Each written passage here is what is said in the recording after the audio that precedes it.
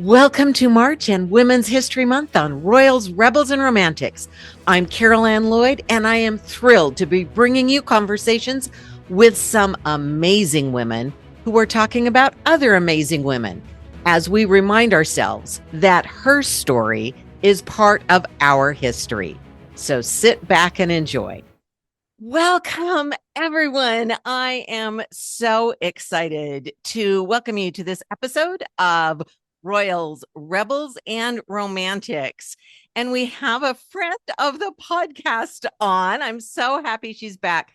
She has created, not just written, but created this amazing book that I can't wait to talk to her about. So please welcome Gemma Hollman. Thank you so much for being here. Thank you so much for having me back. It's been a while. So, yeah, lovely to chat again. Yes. Well, I want to say that, when we chatted before, we were talking, and I don't want to call it a typical book, but a history book, more like we might think of a history Mhm. book, which is mainly words and some images. And this book that you have just created is a little bit of a departure from that. So I would love to hear the backstory of how you came to create this project. Yeah, so it actually kind of was a bit of a surprise, really, because it's not one that I sort of actively had pitched or come up with.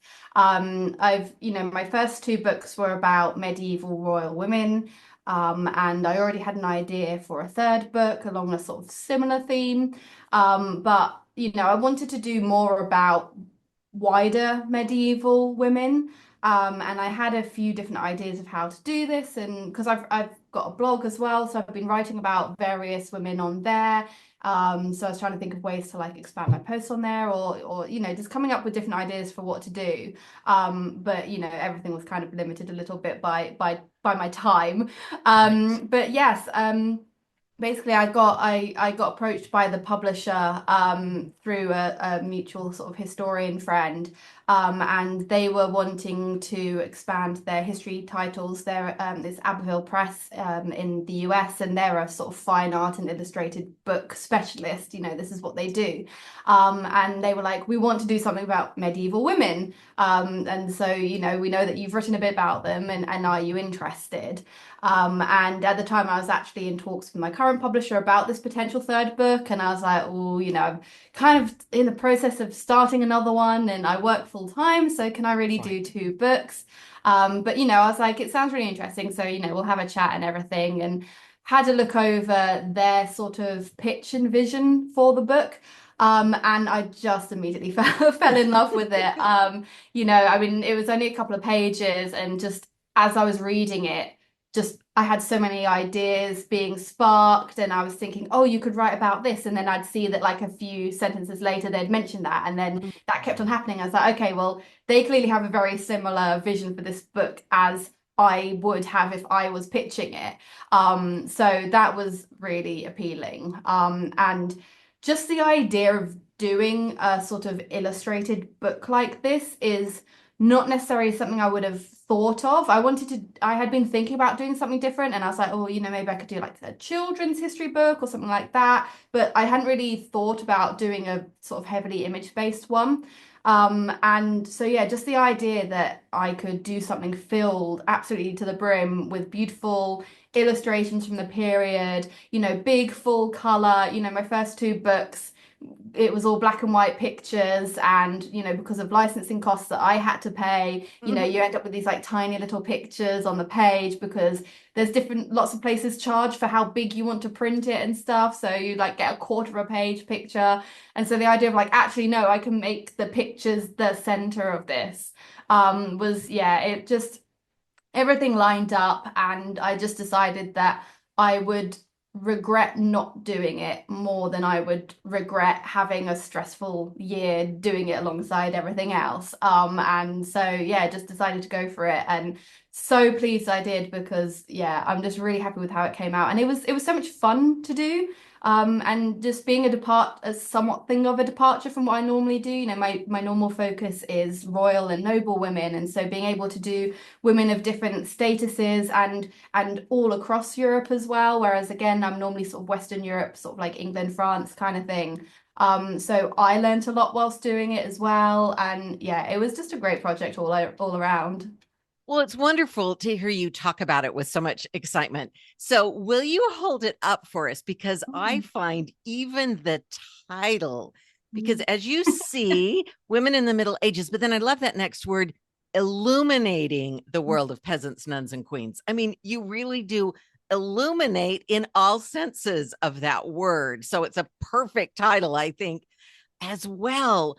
So, I know you were already interested in the Middle Ages and you've done a lot of research, sort of, as you say, on the noble and royal end. Tell us about what it was like to search for stories and ideas and little glimpses into the lives of women who maybe are much less well known to us, like maybe peasants and nuns, as well as the queens. Yeah, it was really interesting, and actually kind of each chapter sort of focuses on a different sort of group of women. So you've got peasants, you've peasants and professionals, nuns, nobles and royals, and then artists and writers.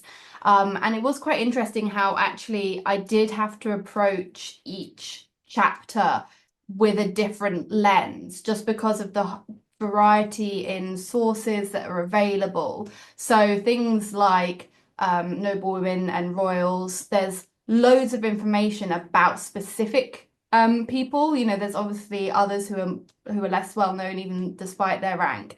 So that was quite easy to sort of hone in on specific stories. But then certain other classes, particularly like the peasants and professionals, there's obviously so much less about individuals. And so I had to take a bit more of a holistic approach to those sections, where, you know, obviously still in the nobles and royals, there's generalizations about what was it like to be a noble woman or a royal woman. But as I said, you could pull in individual stories a lot more and have like several paragraphs about one particular woman. Whereas with the peasants and professionals, there are actually a surprising number of names of women from these classes that survive, and things like their occupations, and you know, there are a lot more than you might expect, because of things like tax rolls, or you know, just random women who turn up in chronicles because they've done something particularly interesting. You know, you think someone like Joan of Arc is obviously a peasant, and yet we know loads about her.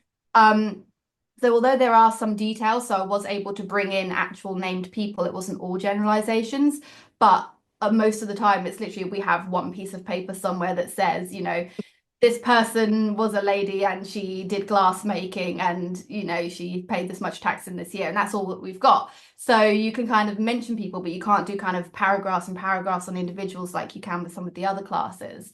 So yeah, it was quite interesting sort of having to modify the approach to each of those chapters, whilst also trying to not make them so completely distinct. You know, you didn't want to have complete generalizations in one chapter and then loads of case studies in another, because then it doesn't flow so much as a book.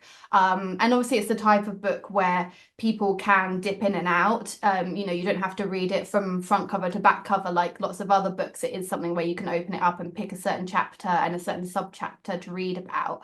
But you still do want, you know, the people who do sit and read all the way through, you don't want it to be like, have it feel like it's four different books in one kind of thing.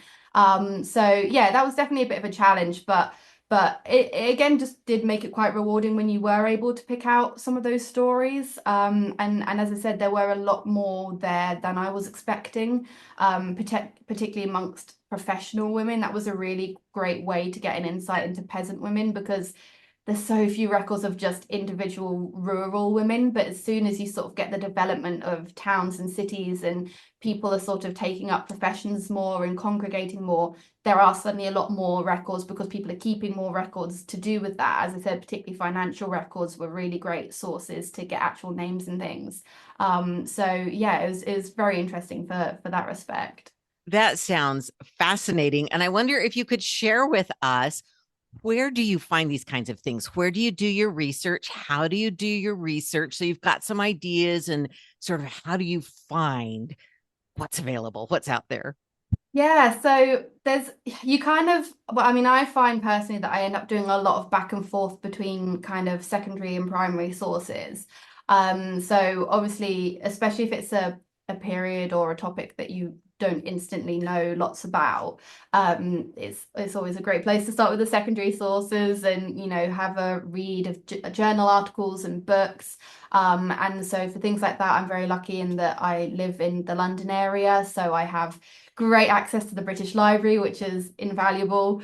And so, yeah, being able to go there and just read a whole load of different articles and texts and books is a really great place to start, both for getting the sort of general overview of, what was life like as a medieval nun? What was life like for peasants in Iberia in the 14th century and things like that. But then, yeah, then picking out those certain names that people mention in their own topics and then sort of following up on that, doing a lot of sort of footnote hunting. So seeing where have they got their sources, let's go and have a look at that and, finding more literature that way. And then, yeah, sort of diving into some of the more primary sources. So the chronicles are really useful. Particularly for like more famous women, because obviously again the chroniclers mostly were writing about men and battles and government, and so it was only sort of quite distinguished women who would turn up, but that can be quite good for getting a sense of what women were doing and also how they were viewed, because that's something that I do sort of cover in the book, Right. is what was the difference between what women were thought they were supposed to do, what were they actually doing, and how were they viewed between both of those things. And if they were breaking norms, was that seen as a good thing or a bad thing? And so chronicles are a really great place to get an insight of what some people at the time were saying about a particular woman, or group of women. And then, yeah, as I said, things like government records are really useful. The peasants and professional section, the sort of financial records were really good. So a really great source is the Paris tax rolls, from around the turn of the 14th century. So sort of late 1200s, early 1300s. There's a lot of surviving yearly tax records from the city of Paris, which at the time was the largest city in Europe. There's about 200,000 people living there. And yeah, as I said, that was just fantastic for getting both the names of women, but also understanding what kinds of industries women were working in, because obviously it's only the wealthiest people who were being taxed at the time. And so if you're having women's names turning up, even if they're only paying small amounts of taxes, it's showing not only are they in this industry, but they're being successful in this industry as well. So that's another really great source. And then also just the art itself, in this book was so useful because it's not just that women were portrayed in art, but they were making the art. And lots of the time they weren't shy about saying this. It was very much a thing in the medieval period that artists and craftsmen would sign or mark their work in some way. And so that means that we've got a portion of work that we know was made by women. A really key example of this is nuns tended to make a lot of textiles because it was seen as a suitably feminine thing for a nun to be doing. So she's not off in the mines or something, she's doing nice lady sort of textile work. But it's also a way to sort of keep idle hands busy so that they're not tempted to sin or gossip. It's also seen as a way to dedicate your time to God. The Virgin Mary is sort of shown as doing needlework, so it's a sort of suitable holy thing in that way. And it's also practically useful because they can sew vestments for the priests, they can sew altar cloths. So there's lots of layers to this, and it just means that we've got a wealth of textile work that survives because most of these nunneries survived for centuries. The textiles stayed in that place and were protected, unlike other things that went out into the world and got sold and lost and destroyed over time. They stayed and were treasured for centuries in the same place. And so you have all of these textiles that have survived 500, 600, 700 years in the same place it was made, and the nuns all stitched their names along the edge. And so you've just got, like, in this one sort of item, just a wealth of history and knowledge and material. And that's the same for so many different pieces of craft. You know, there's books that were written by women and signed by women. There's artwork that were either signed by women or they did self-portraits that appear and then sign those as well. And even other things that you wouldn't think of. So one of my favorite objects in the book is the dinner stone, which is a sort of Scandinavian stone that was erected in the 11th century. And it was a mother had her daughter had predeceased her, and so she set up this rune stone in her memory. And so this is something created by a woman for another woman, and you know, it was a rock in the field at some point, and now we can use it as a source in the book. So I really enjoyed pulling some of those just unusual sources in as well, to sort of show actually we can find women everywhere in this period and not just in the usual places you might think of. I think that's great. And I think that's one of the really exciting things about the book is that we are able to, like you said, find women everywhere. And you think about this woman you mentioned mourning her daughter and finding a way to commemorate her in a way that she can using her creativity and her, ability to do something like that.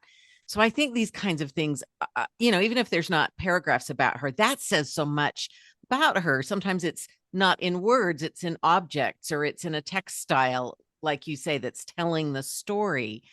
So as we see, now let's think about some of the women we see in some of these artworks, some of the paintings, maybe, or some of the creations where we see women doing things. What can we learn? That's one of the things you and I were sort of chatting about. What can we learn about what women were doing from some of the paintings? And what can we learn about their lives from some of the works of art like that? Yeah, so the depiction of women in artwork is really interesting because as with lots of sort of medieval artwork, you kind of have two different camps of the artwork depicting everyday life as it was meant to be occurring. And then you have the sort of the fanciful things, which are either silly drawings in the margins of manuscripts, or, you know, they're meant to be telling, you know, they really liked the sort of retelling of classical stories. So you've got lots of creatures of myth or people from legend or from ancient history being depicted as if they're in the medieval period, but whilst telling this ancient story. So you can get some real juxtapositions with how women are portrayed in the artwork. But yeah, the thing that is perhaps surprising really is that there was lots of artwork depicting everyday life. You know, this is a very visual culture. Lots of people aren't literate. But even the people who are, you know, they're living in these big castles that today we think of as these austere, stone, grey, cold places. But actually, for that exact reason, they were highly decorated because you have tapestries hanging from everywhere and you have curtains and cushions and floor rugs and everything to keep the place warm. And so all of these are decorated. And lots of these decorations, even amongst the nobility, they actually really enjoyed seeing depictions of everyday life. And this isn't just nobles, although that is the case. You know, you might have a nice scene of a hunt on the wall of lovely, beautiful dressed ladies and going out for a walk in the park and things like that. But there were lots of depictions of peasants as well. You know, the labours of the months was a really popular artistic motif. So this is the idea that obviously in a time before modern technology, everything is dictated by the seasons. And so every month is dedicated to a different farming task to sort of all year round to obviously keep everybody alive because they don't have sort of freezers or things that they can keep all their food in. So they're living off the land. And so this idea that each month has its own thing is very popular, and it's depicted not only in tapestries, but it's depicted in manuscripts, it's depicted in stained glass windows. And so again, you actually get a lot of depictions of peasants within that, and in a fairly realistic way. You know, they're depicted in the fashions of the time, using the tools that they would be using, and it's meant to be a fairly realistic portrayal. And so you can draw a lot from that as a very physical record of, well, where can you find women doing things? And some of these can be quite surprising, and sometimes they're just in the background. So one of the images in the book is of a carpenter's workshop in Poland. And so it's sort of depicting this scene of the carpentry, and you've got lots of men around and they're cutting wood and they're doing bits and pieces. But then right in the background, you can see this little figure of a woman operating bellows by a fire. And it's like, okay, well, there's a woman. And, because you know that these were meant to be fairly accurate portrayals, from that you can kind of extrapolate, okay, well, there were some women working in this, because it's therefore not unusual for one to be depicted in a scene. Otherwise, everyone would be going like, oh, why have you got this like random woman here? So there's definitely things like that you can kind of extrapolate. But then it's not always the case. As I said, sometimes things are a bit more fanciful, and there's gaps in depictions. So for example, we know that there were a lot of peasant women who worked in the construction industry, and they wouldn't be doing necessarily the hardest like manual labor and things, and necessarily doing the building work and things, but they would be doing a lot of the sort of carrying tasks. So they'd be bringing materials to the builders, getting water, helping to lead the animals who were carrying things, sweeping up and cleaning the site and things like that. And we've got lots of records of this, of payments being given to women in various construction projects. Anything up to cathedrals were still hiring loads of women to work for them. But in the artwork, it's virtually impossible to find a depiction of a woman on a work site who is a peasant woman, because the depictions that you have of women building things tend to be noble women in the drawings in manuscripts, because they're either sort of allegorical. So you have things like Christine de Pizan, who's a really famous medieval French writer, and she has this book called like The City of the Ladies, and it's all about the sort of the ideas of like truth and justice and like these abstract ideas, and they're coming together to create a sort of allegorical city. And so within that you've got a picture of like crowned ladies who are putting stones to build this city, but it's not meant to be an actual depiction. And then sort of in similar instances you have things like noble women or queens who might have commissioned the building of something. So they might have commissioned the building of a church, and so they're then shown in the drawings sort of helping to build the church. But it's like, obviously the queen herself was not there piling up the rocks. But I think in itself, that's quite interesting that, when you do try to look for women in construction, it's all of these women in these like really glamorous gowns who are nobles sort of doing it. And it's quite interesting from both sides, the fact that they didn't really want to portray the fact that women were doing these jobs, because it was quite looked down upon to be doing something like that. But then also the kind of the moral sort of grandeur given to noble women to be like, wow, look, yes, she's made this building kind of thing. So yeah, it's quite interesting, but it does show that there are gaps in the artwork and that you can't always rely on it completely. And in the same way, things like in the royals chapter where I'm talking about women who were sort of warrior queens who helped lead armies and did things like that, again, there's often a reluctance to portray them doing these kinds of things. You do certainly get manuscripts that do depict some of these contemporary queens doing it. And they're often doing it as a very sort of feminine, lovely, dainty lady. Maybe she's got a breastplate on, but a lot of the time not. She's just there in a gown on the battlefield, sort of pointing to the soldiers.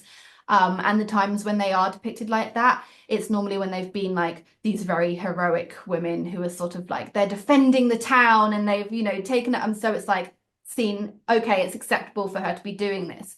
But then other women who are maybe actively fighting and not seen to be doing so for a good cause won't necessarily be portrayed. But then at the same time, they loved depicting women from myth and legend and history sort of fighting. So there's lots of women from the ancient world in stories where they're talking about these histories. There are lots of women there portrayed, but again, it's because it's removed. It's like a different society. So even if they're depicted in a drawing as a medieval woman, it's accepted like, yeah, but this is just a story, or this is what they did 1,000 years ago, but we don't do this now kind of thing. So again, although we know that lots of women did lead armies and were quite active in warfare, it's not always as easy to find visual depictions of real women doing that as opposed to these sort of other women. So yeah, it can be quite interesting sort of picking up on these things. But again, you know, a lot of the time what isn't shown tells you just as much as what is shown. And that can be quite as interesting, sort of pulling that apart and going, okay, well, why aren't these women being shown and what's the reason behind this kind of thing? Well, I think that's really interesting in light of what you said earlier about the difference between here's how society talks about what women do, and here's what we really have them doing, because we sort of don't talk about them building. You know, they may grant us some money if they're very wealthy, kind of thing. But in reality, they're leading the animals and they're doing these things as the cathedral's being built. So that's a really interesting. I love how you say what's not shown in this image is often as interesting and, you know, raises some questions. So, when you were bringing in these images and selecting which images to choose, how did you? We talked a little bit about how you started to talk about how you chose the kinds of women, at least in broad strokes. So, how did you choose which images, and how did that relate to the different chapters and the sort of, I don't want to say categories, but the worlds, these different women and the different worlds they were in: peasants, nuns, queens, professionals? How did that relate to the images you chose? Yeah, so again, it was a little bit of a back and forth because there were so many pictures in the book. You know, we sort of originally had sort of been aiming for about 150 or so, but actually because I had sort of upped the initial word limit, it then meant actually we could fit in more pictures. So we ended up with just shy of 200 pictures. I think we've got like 197 or something. Like it's pretty much 200. Which is amazing. But then you sort of get to a point where you find a load of pictures and then you go, oh gosh, I still need like 70 more. And then you sort of like have a bit of a slog again. And then you like get another bout of inspiration, you find a whole load more. So yeah, there was sort of quite a bit of back and forth there. But again, it was kind of it kind of came in from a few different streams really. So the first thing was quite easy to just be like, okay, well, who are some of the women I've spoken about? And you know, if I've spoken about a woman, it'd be quite nice to have a picture of her in there. So most, you know, most, if not quite all, but most women who there are surviving pictures of, who I mention in the book, do feature at some point in the artwork. And you know, again, that was really useful for things like the artists chapter, where it's like being able to actually bring in these surviving objects that they created or painted or wrote, and actually having an image showing that was really special, because it, you know, it's just that concrete thing of reading about, yes, this woman was a painter, and then seeing a thing that she painted is just like so rewarding to sort of see and connect and actually visualize what you're talking about. Because you know, especially things like the textiles, you know, you're talking about things like the sort of amazing um, embroidery work that the English ladies were renowned for, and it had a special Latin name because across Europe everyone knew the English women are the make the best textiles. So then, but then sort of trying to describe like what exactly that looks like. Again, having that image makes it really easy to kind of be like, okay, this is like the quality of what they were doing.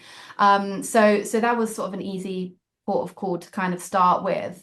And then, you know, sort of moving on to some of the themes that we discuss. So, you know, there's a section about peasants in hospitality and the fact that, you know, they worked in inns or providing food for people. And so then you're kind of looking for general artwork that sort of represents that. And then there was also sort of a mix of lots of institutions obviously have online image platforms now. A lot of the big museums have that, and a lot of them now are sort of increasingly providing that for free access as well, because there's this recognition of actually a lot of these images are hundreds, if not thousands of years old, and sort of claims of copyright and gatekeeping just prevents the art being shared with people. And so lots of places, things like the Met Museum and the Rijksmuseum and Getty have started releasing sort of a lot of these images for free, which is fantastic. Fabulous. So just going onto these online platforms and just searching for basic words, medieval nun or, peasant cooking and things like that, and just sort of seeing some of the images there and figuring out how they fit within the book, if they would work. There was a few points as well where I was looking for very specific parameters. So obviously, just because of the nature of time, a lot of surviving images from the sort of latter half, from sort of the 1300s onwards, there's such a wealth of things there, and it's both because it's closer in time, so it's easier for things to survive, but also just because explosion in things like production of manuscripts and things, it just meant that there were more around. But then obviously the book covers 500 years of history, and I didn't want 90% of the images being from 200 years of history. And so then you sort of have to go back. I had this like mega spreadsheet that I made that it was very satisfying. But like I had it all split up by chapter, and I had, the title and the institution, and then I had what format it was, because again, I didn't want it to be loads of manuscript images and like no textiles and things like that. I wanted a balance of sources because there are so many different types of artworks. I didn't want it just to be pictures of pictures. I wanted physical items in there as well. So I'd write down what type of item it was and the time period, and also the country. Again, it's women in medieval Europe. So again, I didn't want any one country to be overly represented and things.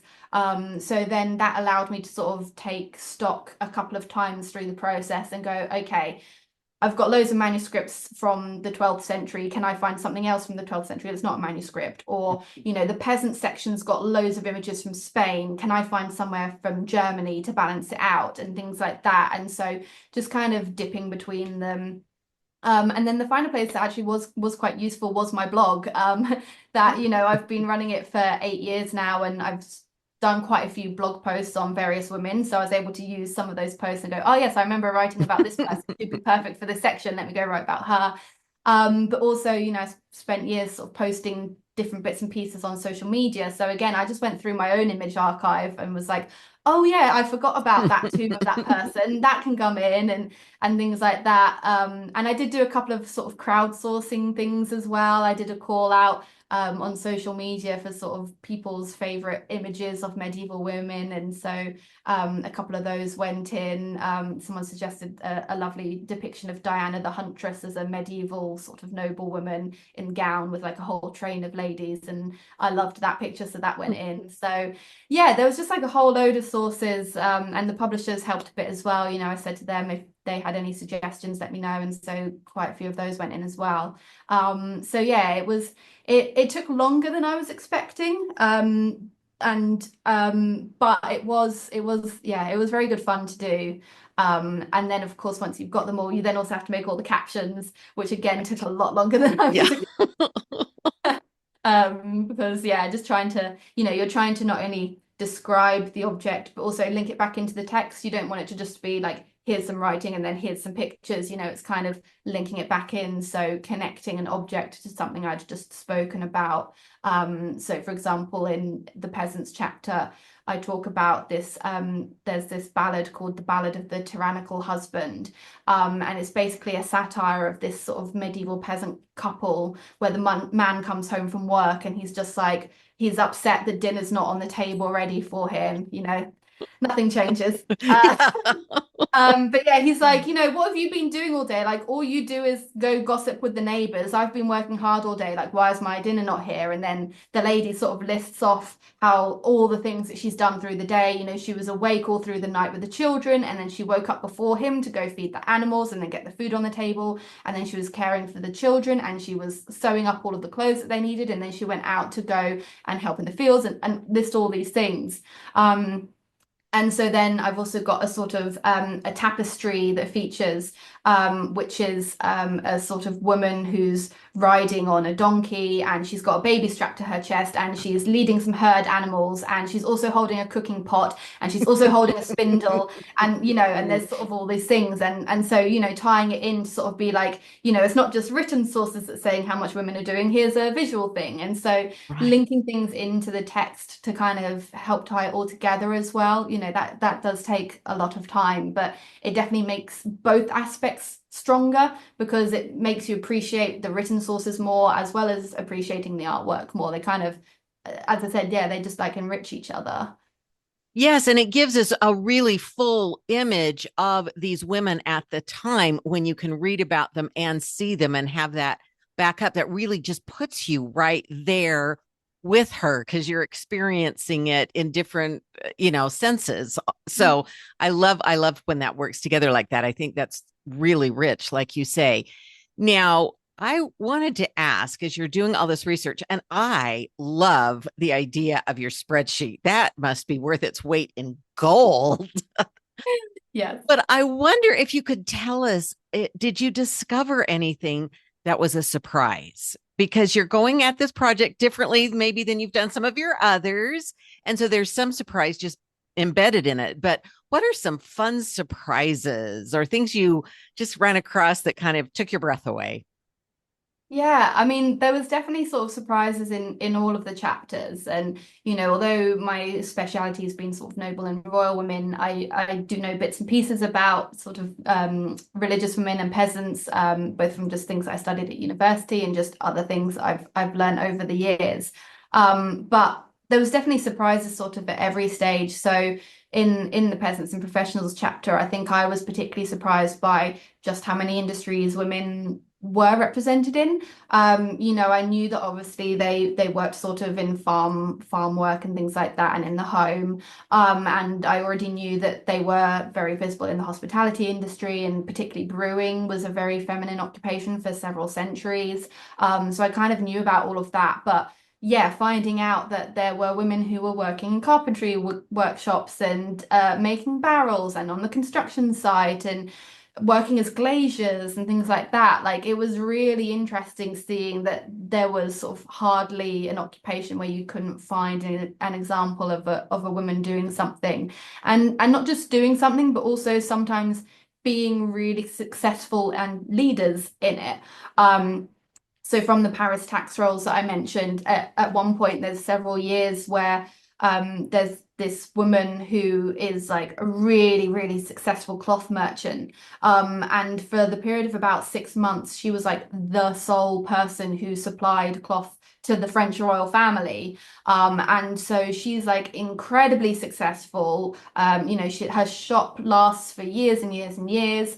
And she's one of the wealthiest people in this tax roll. I think she was in like the top 20 taxpayers in one of the years for the whole of Paris, which, as I said, there's 200,000 people living in the city. And so you sort of go, wow. And then like another example is in Venice, which obviously became very well known for its glass, and particularly its glass beads.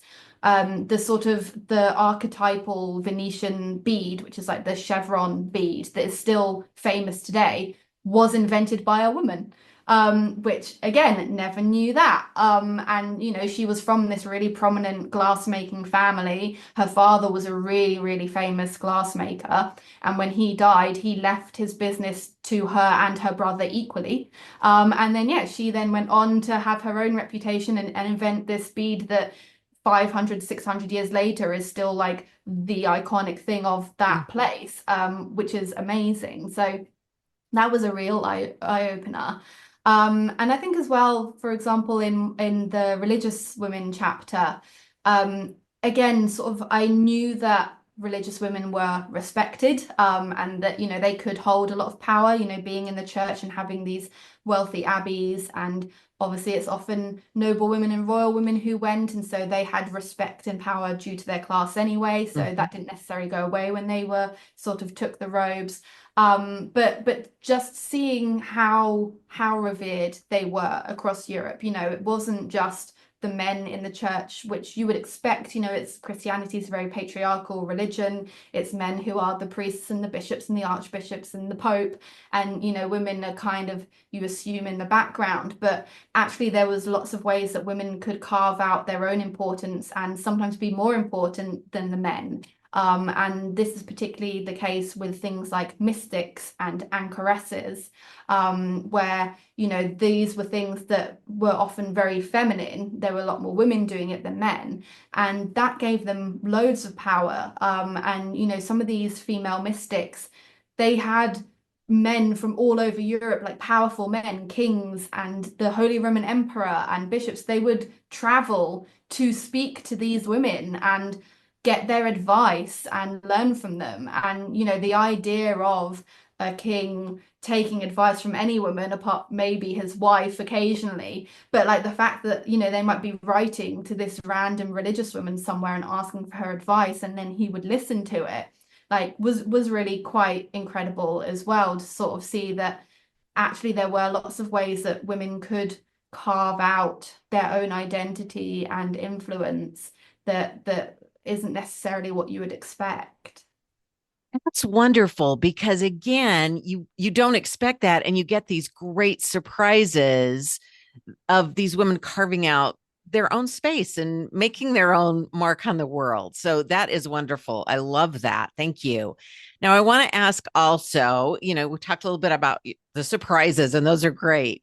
If you had to say one or maybe two things that were your favorite things about working on this book, what would that be? Oh gosh. I think I think just connecting with the artwork more. History is often very text-based, and all of the research for sort of my previous books was very much, I'm going to read the chronicles, I'm going to read the government records, I'm going to look at the estate records. Like, everything was very text-based, and the times that artwork featured, it was kind of a passing thing. So it was either the images in the book were just there to supplement, like, I'm talking about this woman and here's a picture of this woman so you can visualize what she looks like, or here's the castle that I'm talking about, that's what the castle looks like, kind of thing. And it does feature because you're trying to create, it's narrative nonfiction, it's not a textbook, so you are trying to create a bit of a visual world for people. And so I would look at records of the clothes from the wardrobe account, and I would be able to describe particular outfits because we know what they look like. And, describing again the actual what places looked like in terms of the castles. And, we often know what colors rooms were painted and things like that. And so you can kind of build up this visual world. And as I said, artwork is very, very important to medieval people. And so that comes up at times. So, for example, in my second book, The Queen and the Mistress, I spend a fair bit of time talking about Queen Philippa of Hainault's tomb, because she commissioned and designed the tomb herself, and it was a real departure from any tombs of English queens beforehand, whereas they had always been these sort of idyllic portrait of a concept of a queen. So you have like a young maiden with flowing hair and she's got a nice crown, but it's not meant to be the woman, it's meant to be a queen. And Philippa was like the first English queen to go, no, this is going to look like me, it's carved to look like me, it's my height, it's my body shape, it's my face, and then I'm going to put all my children around it and it's sending a message. And so, things like that, it did kind of crop up, and you could kind of talk a little bit about what an important message that sent, to people, both before and after her death. But as I said, it's often that kind of like afterthought. And so with this, to be able to actually center on art, I'm not an art historian, so I didn't know loads about the art before, apart from a very superficial angle of just looking at nice things. But yeah, to be able to actually sit and read about these and learn more about how they're made. As I said, especially when I'm doing the craftspeople thing, it's like, well, how did they illuminate manuscripts? How did they make these glass beads? How did they create this altar cloth? And then being able to see that visually and see the output of that. It just really gave me a real fresh appreciation for the period and the skills of the people, and just this really important aspect of life that is sometimes missing from history books. So yeah, as I said, I really, really enjoyed doing that, and it's definitely something I want to carry forwards in future work is to kind of actually take a bit more time to think about those kinds of aspects as well as the written records, because doing this book, the point of this book is to say, hey, art can really supplement what we know in the written record. Yeah. And so now I'm like, hey, art can really supplement. God, don't forget that. So yeah, so that was definitely, like, as I said, very eye-opening for me as well. I think that's wonderful. And I think the idea that it is this marriage between the words and the art and the words and the objects. But I love how you talk about how they're created, because that tells you a lot about the people too, and the dedication they put in to the tapestry or to the textile.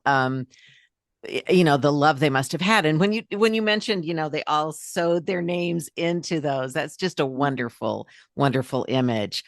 Oh, this has been so exciting to hear about this. Now, you hinted at future projects. So, do you have something else that you can tell us about? Are you working on anything else right now? Yeah, so I'm currently working on my next book, which is a book about Richard II of England. Okay. So he kind of plugs the gap. My first book was sort of 15th century, and then my second book was earlier 14th century, and he's kind of the king in between who got left out a little. So yeah, going Right. back to sort of do him, but sort of looking at a wider lens at the wider court as well, and bringing in other people. I mean, as a historian who's often focused on women, his was a very female orientated court. His Yes. mother's very important at court, his wife's very important. There's lots of noble women at court who are given places of real importance. So definitely want to sort of bring in that aspect as well. And yeah, I think it'd just be really, really interesting to kind of have a look at everything. I mean, it's such an interesting reign anyway, Yeah. for lots of reasons that people already know about, and obviously sort of made famous by Shakespeare as well. But yeah, then to also have a chance to look at some other aspects of the reign that might be not as well known as well. Right. Besides those key moments like the end, but there are other other parts of it as well. Absolutely. Now, you've also mentioned your blog, and so I want you to just give everybody the name and where they can find it and where they can find out more about you to keep in touch and follow along as all these things are happening. Yeah, so my blog is called Just History Posts. So there's a website with sort of loads and loads of posts on there that you can follow. And there's like a sign up so you can get notifications and everything.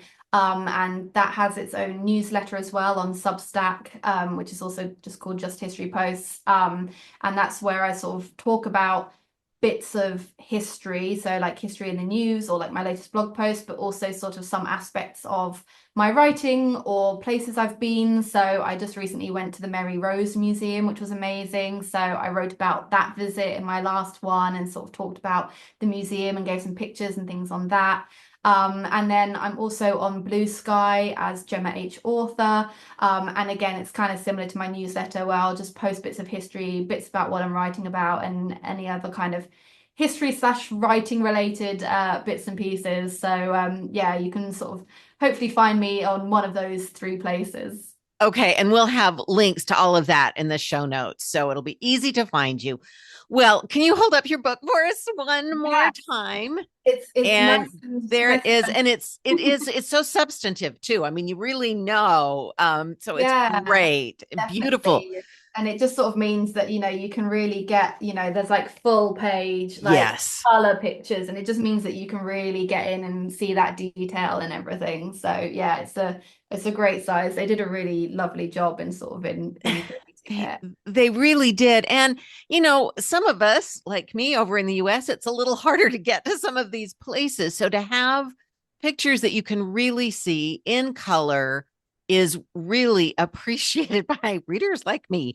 So Yeah. we all really appreciate that. So thank you. And thank you so much for joining us. This is so great to see um this different kind of project. I was excited to know you were doing a different kind, and I'm really excited by it. So thank you for sharing how this came to be, and what we can all learn from various ways that people are creative in writing and in painting and in crafts and in tapestries and just in all kinds of ways. So again, the title is Women in the Middle Ages, Illuminating, love that word, the world of peasants, nuns, and queens. And thank you, Gemma Hollman, so much for joining us. Oh, thank you so much for having me. It's been so much fun. And yeah, it's always great being able to see other people's like perspectives on these things and just have a chat about it all. Yes, yes, I love that. So thank you again. Thank you, everyone, for joining us. And if you haven't got it already, rush right out and get Gemma's books. All the information is in the show notes. Thank you. Thank you for joining us on this special Women's History edition of Royals, Rebels, and Romantics. Please take time to share with a friend, give us a rating. Let us hear from you as we keep exploring all of the ways that history shows us what's possible. Thank you for listening.